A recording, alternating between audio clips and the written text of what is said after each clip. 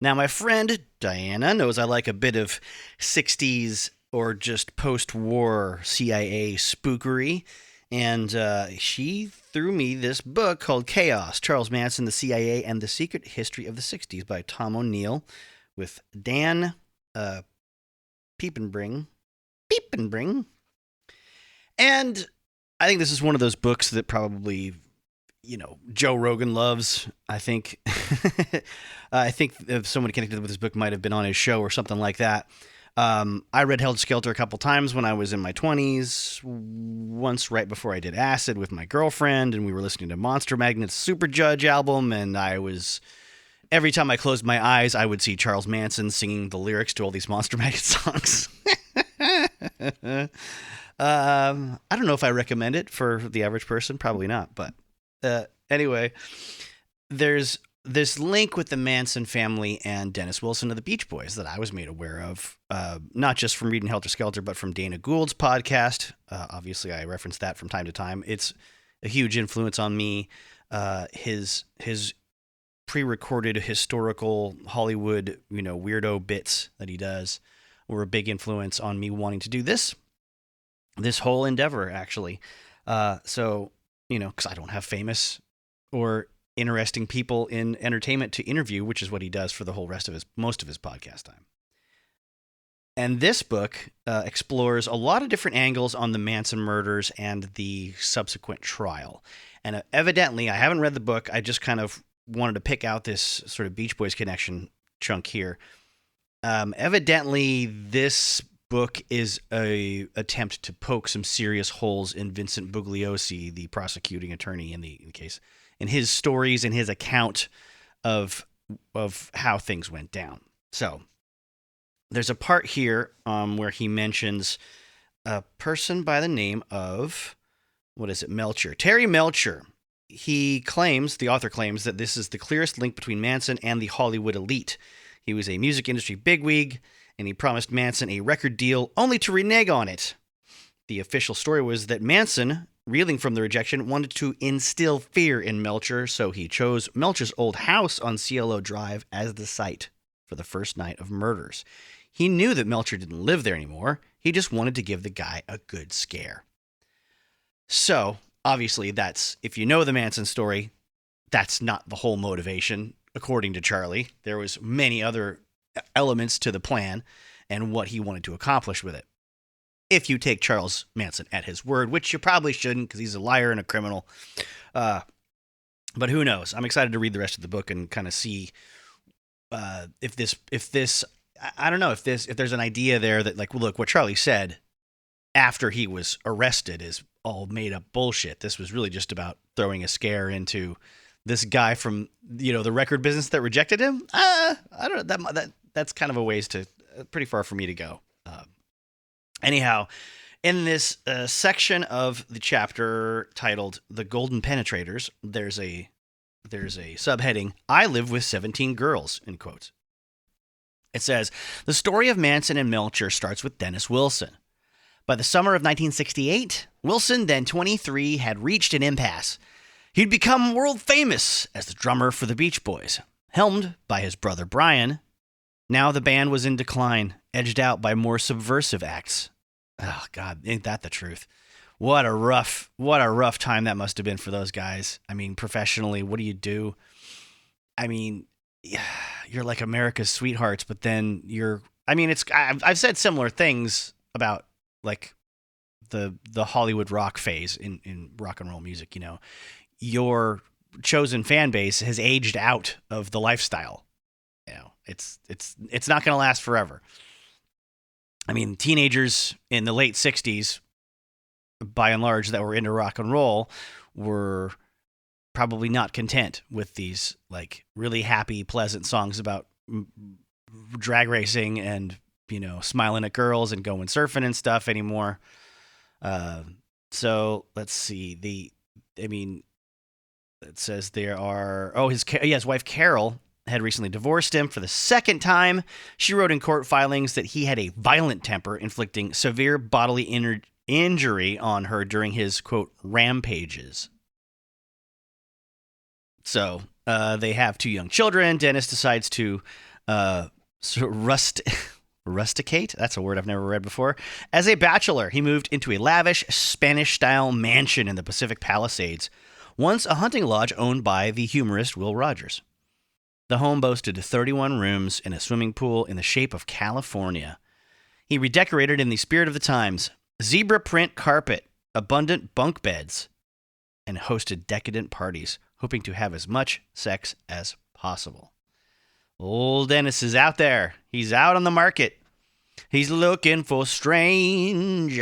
And one day, Wilson was driving his custom red Ferrari down the Pacific Coast Highway when two hitchhikers, the families Ella Jo Bailey and Patricia Krenwinkel, caught his eye. He gave them a quick lift. When he saw them again soon afterwards, he picked them up a second time, taking them back to his place for, quotes, milk and cookies. History hasn't recorded what kind of cookies they enjoyed, or whether those cookies were in fact sex, but whatever the case, the girls told Manson about the encounter. They weren't aware of Wilson's clout in the music industry, but Manson was, and he insisted on going back to the house with them. After a late-night recording session, Wilson returned to his estate to find the family's big black bus parked outside. His living room was populated with topless girls. Whatever alarm he felt was eased when their short, intense, unwashed leader, Manson, sunk to his knees and kissed Wilson's feet. This night ushered in a summer of ceaseless partying for Wilson. Manson and the family set up shop in his home, and soon Manson recruited one of the group's deadliest members, Tex Watson, who picked him up hitchhiking. The family spent their days smoking dope and listening to Charlie strum the guitar. The girls made the meals, did the laundry, and slept with the men on command. Manson prescribed sex 7 times a day, before and after all 3 meals, and once in the middle of the night. It was as if we were kings just because we were men, Watson later wrote.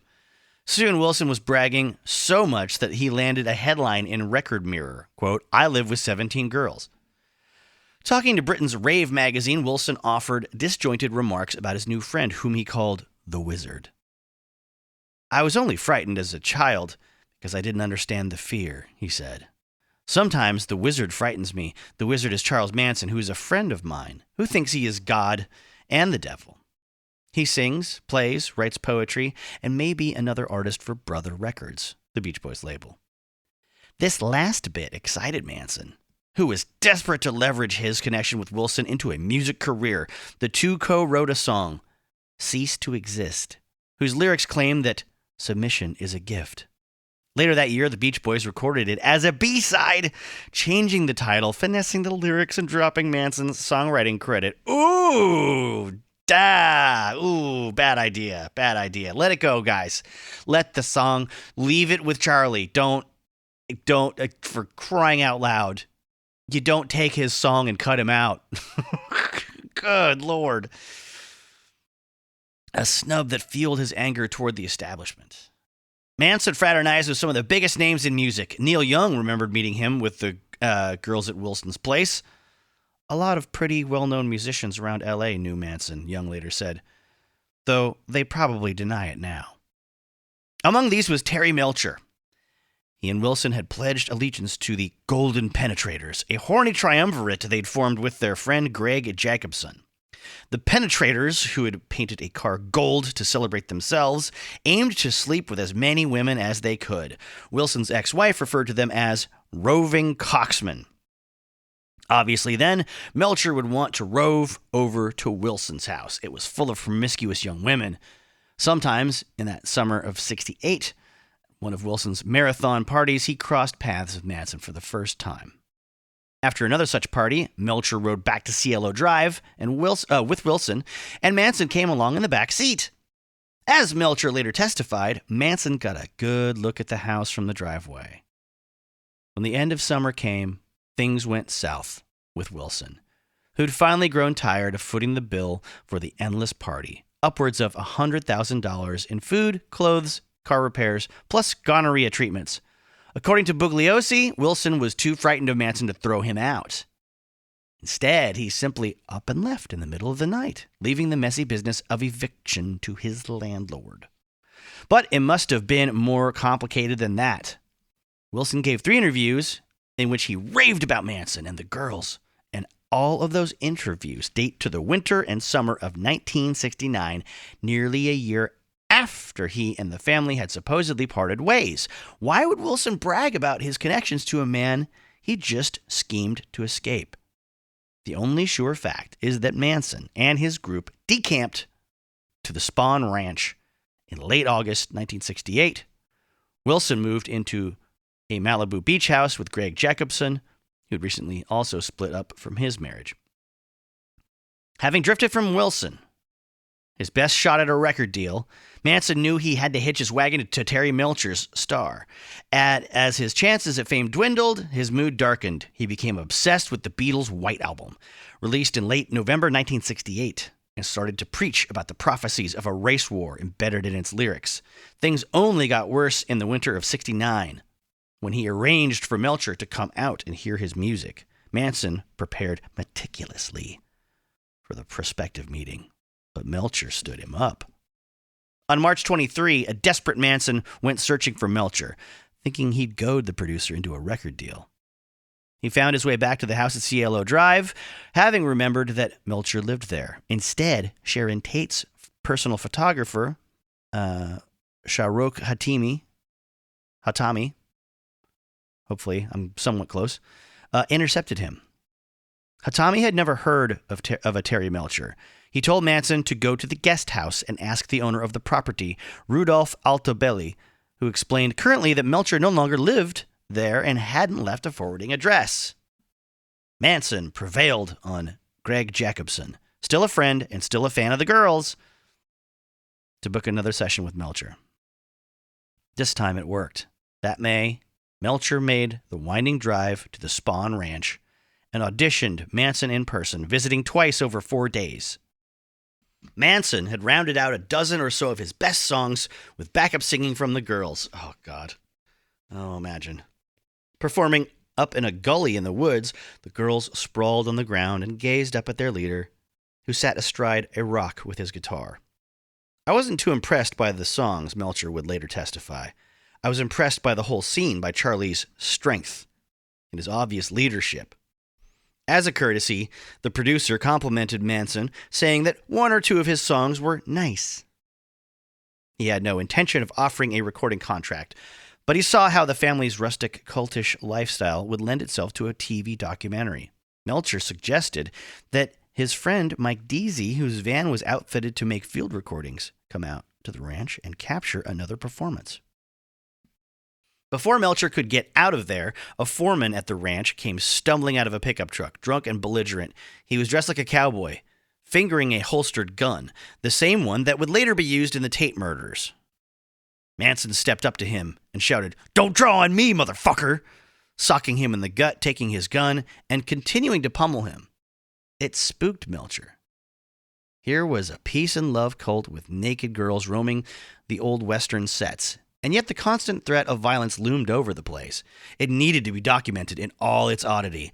A few days later, Melcher returned with Deasy and Jacobson, and the family repeated their audition. But what had seemed spontaneous now felt rehearsed. Deasy returned a few more times, until he had a frightening LSD trip with Manson and vowed never to go back. It was all getting too toxic. Melcher conveyed his rejection through Jacobson, and that was the end of that. Manson's last brush with greatness was gone, and he became full-on apocalyptic. Melcher never went back to the ranch or saw anyone from the family again, or so he said under oath anyway. After the murders, as Hollywood panicked and LAPD chased down leads, the Golden Penetrators realized they hadn't quite washed their hands of Manson. That is where their story began to feel unbelievable to me. Manson wasn't charged with murder until late November, but Wilson, Jacobson, and Melcher had good cause to suspect him back in August, right after the killings. By then, they were frightened of Manson, though Helter Skelter does little to indicate their terror. When I saw how much they knew and how quiet they'd kept, when their information would have helped police solve the case, I realized just how flimsy the Helter Skelter motive was. Its unforgettable grandiosity may have hidden a more prosaic truth. that a few rich guys had gotten in over their heads with an unstable ex-con. First, Williamson and Jacobson knew that Manson had shot a black man named Bernard Crowe about 5 weeks before the Tate murders, and Jacobson, who testified that he'd talked to Manson upward of 100 times, was well acquainted with his friend's bizarre race war predictions.